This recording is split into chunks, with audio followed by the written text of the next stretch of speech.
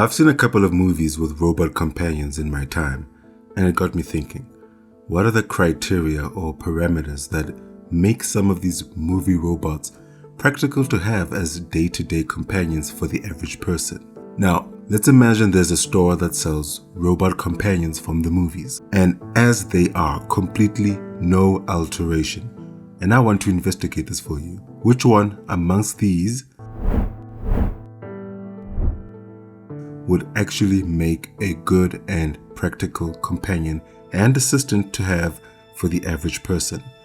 But before we get into the meat and bones, like and subscribe, hit the notification button for more discussions on the potentially deep and overlooked things in movies and anime. It's about to get interesting from here. So, we got 4 robots that I picked for this little investigation.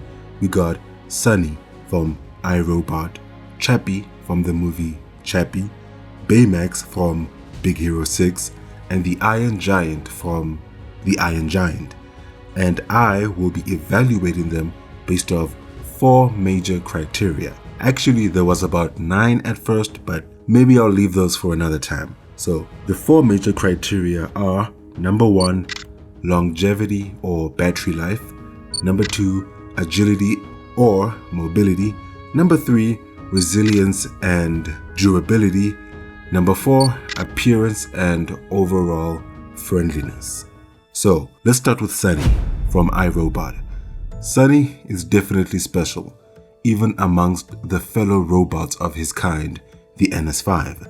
Now, as far as longevity is concerned, within the movie, we don't see much that has to do with the robots having to charge a battery.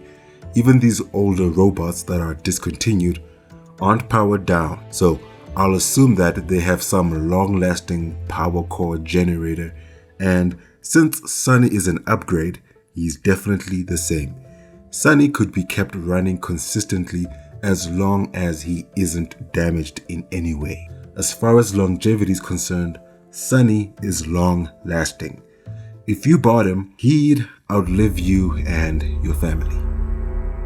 Moving on to agility. So let me just keep it straight. In all honesty, Sunny is the most agile and flexible movie robot companion. I mean, look at this.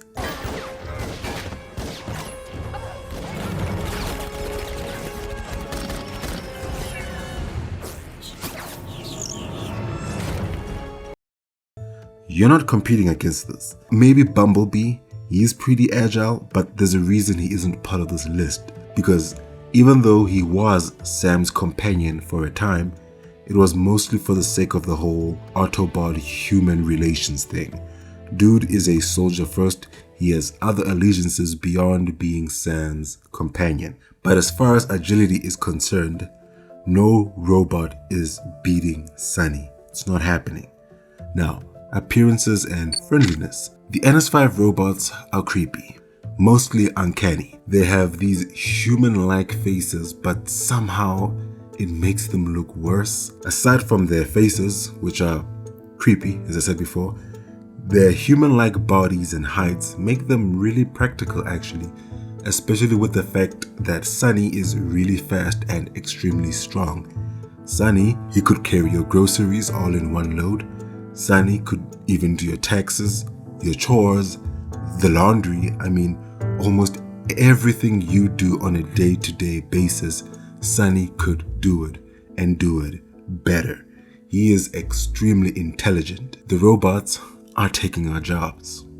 Well, onto resilience. Yes, you can technically damage Sunny if you shoot him, but he can survive falls like this. And his body is so durable, not only can it survive falls like this, it can even survive this. Only problem is, we are talking about a robot who is not locked to the 3 laws of robotics, unlike the other NS5 models. So, moving on.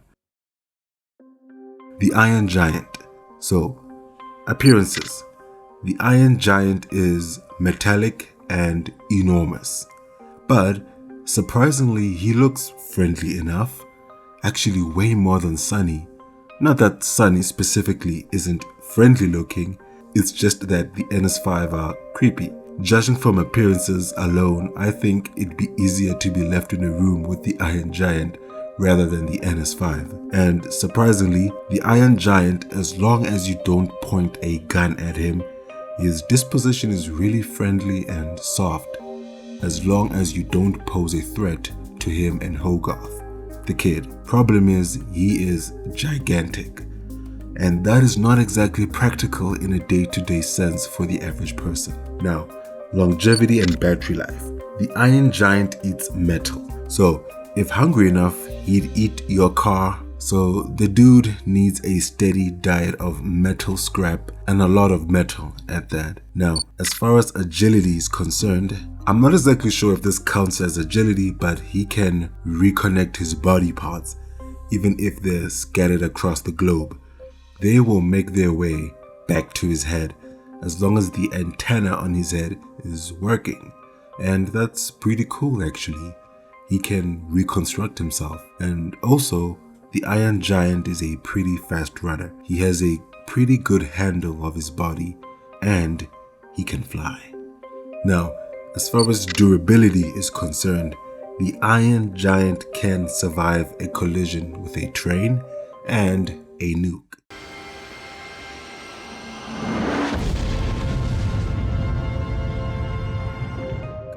So, if you were to have this guy as a companion, you'd have him for life. Plus, his firepower is absurd. But you may never see that side of him as long as there aren't any threats around and you yourself don't point a gun at him. The only con with this guy is his size and the fact he eats metal. So his height ultimately makes him impractical to have. He'd just draw too much attention, plus the whole metal eating thing. Now, onto Baymax. For the average person, you are getting default Baymax, no power armor included. So Baymax, the marshmallow, for most people would be the best pick, right? He's soft, cuddly, and cute. He's full of air. Picking him makes sense. But here's the thing. Baymax is basically a balloon, and balloons aren't exactly mobile. So as far as agility is concerned, Baymax has none, especially when he's inflated. So agility, he has none, and that brings me to durability. Baymax is designed to be cute, but this rubber, plastic, full of air thing he's got going on is kinda annoying. You could pop him like a balloon, and aside from Baymax and his design, at least he can reinflate his body with air if something were to happen. So there's an upside. Oh, and he's a medical robot, so that's definitely an upside as far as day-to-day living goes. Baymax seems more like a family-oriented robot, especially if you've got kids running around and maybe grandpa and grandma around. And as far as longevity and battery life is concerned, just forget about it. Forget about it. You charge Baymax like you charge your smartphone, okay? Don't expect any advantage as far as battery life is concerned. But you can change his AI chip. Do with that as you will. Now, on to Chappie. Now, actually, I only just recently watched this movie and it was quite a surprise. But Chappie's appearance is actually pretty solid. He is a typical robot, but he's probably more robot even amongst these other guys mentioned in this list. At least as far as plausibility is concerned, him and Baymax are probably the most plausible you could see in this world, right? So as far as appearance is concerned, he doesn't really have much going for him. He is humanoid and he has no overly humanly facial features, so that's definitely a plus for me. But I gotta be straight with you, Chappie is impractical to have. Why? Because you can't charge him and you can't replace his battery.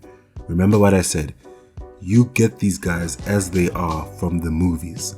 So essentially, Chappie, you can only keep him around and teach him stuff for like 5 days max. But he learns pretty quickly due to his advanced AI. His resilience and durability is pretty average, I'd say. I mean, his durability is up there because he's a robot and he is pretty strong. He almost killed Wolverine. And now let's look into his agility. Chappie, he's pretty mobile, but let's be real, as far as mobility is concerned, he is kinda average. His agility is there, but not really much to it. Although Chappie is definitely a good choice for the average person, as long as you raise him right. And yes, you have to raise him. I won't get into that though. I don't want any spoilers around here. So these robots I've mentioned are pretty interesting, but the best choice in getting a companion from this list has to come from practicality above all. And that can mean different things for different people. Some people would want a really acrobatic robot like Sunny or a medic bot like Baymax. But I think the best middle ground choice would be the Iron Giant if only he was shorter. Now, why the Iron Giant? Why him? Well, for one, he is alien technology and you can't hack him. He can self-repair and he can fly. He is almost indestructible. But look, it's all about trade-offs and functionality. Sunny and the NS5 are just too creepy as far as appearance is concerned. And Baymax is adorable, but his voluptuousness and girth make him clumsy and problematic as far as mobility is concerned. And Chappie can only last for 5 days. You can't replace his battery. So what you need is a good combination of practicality, longevity, and looks. That is key to having a good robot companion. And from this list, the only guys that meet these criteria pretty well is the Iron Giant and Baymax. But the Iron Giant, if only he was at least 7 feet, just a little shorter, he'd be more homey. You know, you could keep him indoors. But the thing is, unless you have a big barn to put him in or a giant backyard, his size is just too colossal and impractical. It's all about practicality, longevity, and adequate looks. You need to be able to work with your companion, right?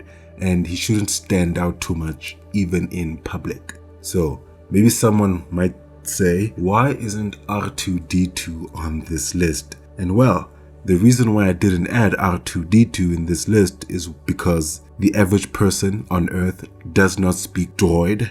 I don't think any do. And his apparatus thingy, yeah, that's not exactly useful around here. He also has a bunch of other issues. He combines with, these spaceships, and we don't really have that around here. But Baymax and the Iron Giant, if you can cover the cost of his size, they would be great companions to have. But logically, Baymax and Sunny are an adequate blend of longevity, durability, agility, and appearance. Kids, the sick, and the elderly would have use for a robot like Baymax. And other people, Sunny.